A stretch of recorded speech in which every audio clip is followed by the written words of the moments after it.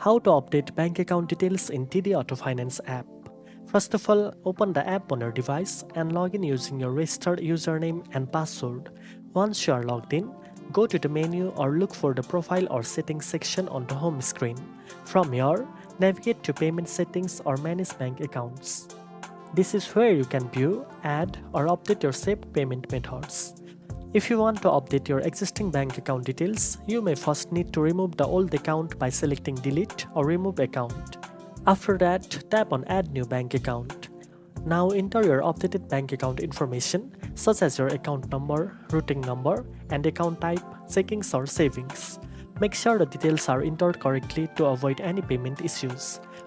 Next, save the new account details and set it as your default payment method if you want to use it for AutoPay or one-time payments.